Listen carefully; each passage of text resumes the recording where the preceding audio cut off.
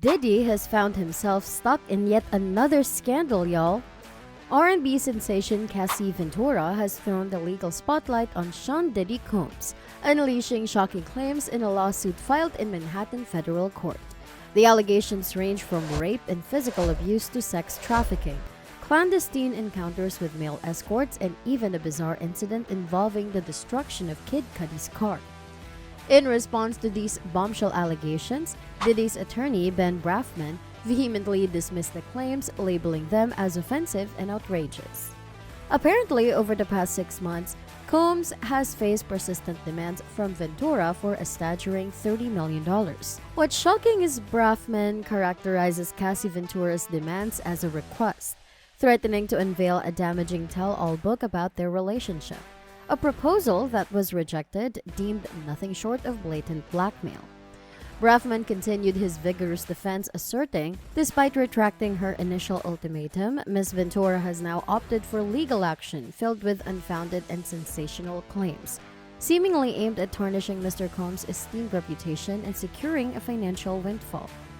In response to the legal dispute, Cassie stepped into the limelight, breaking years of silence and shadows. She declared, after enduring years of silence and obscurity, I am finally prepared to share my narrative and advocate not only for myself, but for the countless women grappling with violence and abuse in their relationships.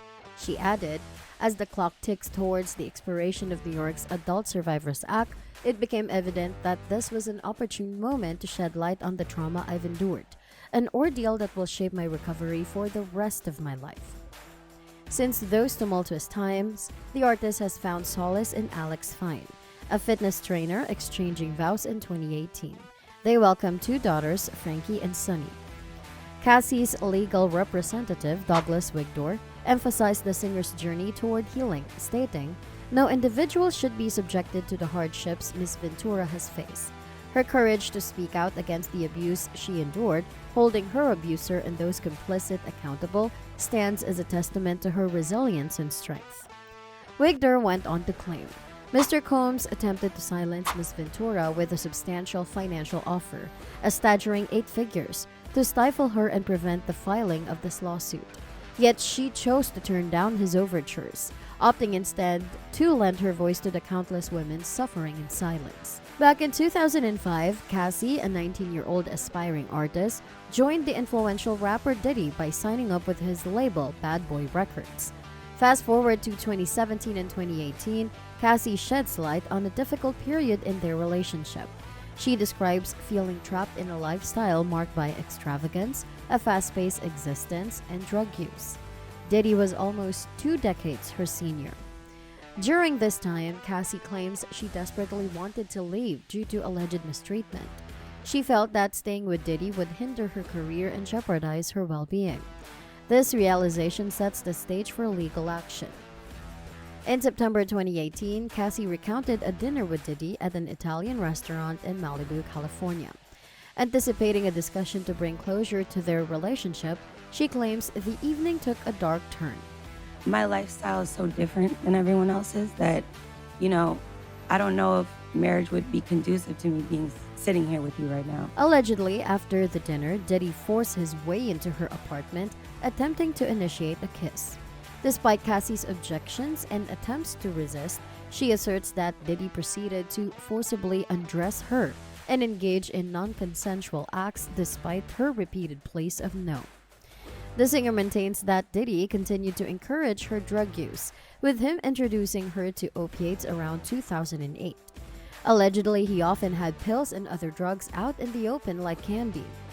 Cassie contends that Diddy struggled with addiction to prescription painkillers and frequently took ecstasy.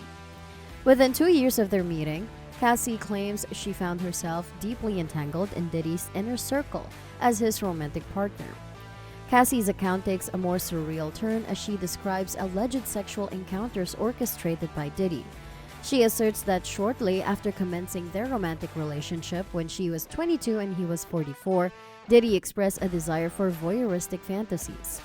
In one instance, Cassie claims Diddy hired a male prostitute in Los Angeles, and together they engage in what she describes as a freak-off session.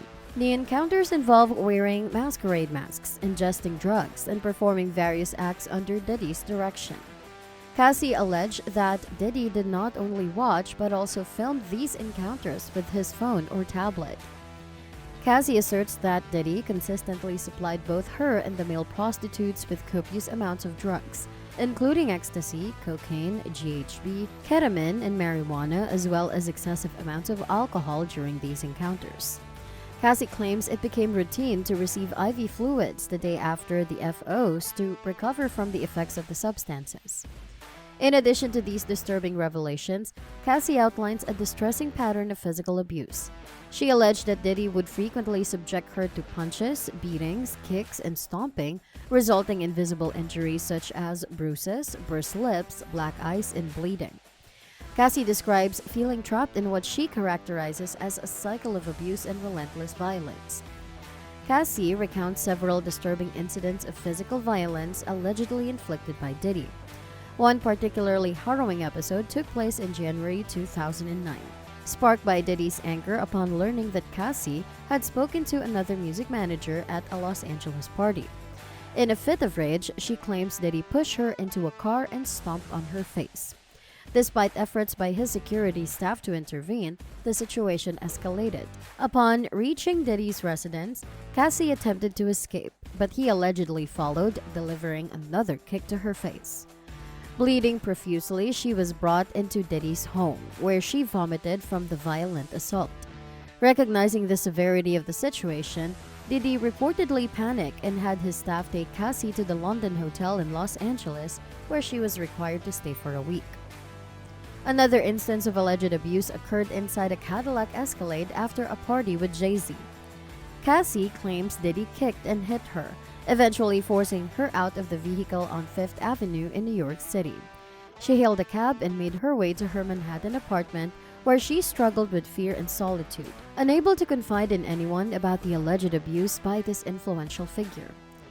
Cassie further contends that alongside the visible injuries like bloody lips and bruises, she experienced memory loss, possibly due to excessive drug use and head injuries from Diddy's alleged beatings. She claims medical records, including MRIs, were sent directly to Diddy's email address, suggesting a level of control and involvement in her healthcare. Cassie asserts that Diddy arranged for his staff to drive her to specific doctor's appointments, further entangling her life and well-being with his influence. Hollywood has had a history with predators, and they have been successfully brought down by brave women before. Is this the downfall of another? Share your thoughts in the comments below. Also, before you leave, make sure to like the video and subscribe to the channel. Thanks for watching.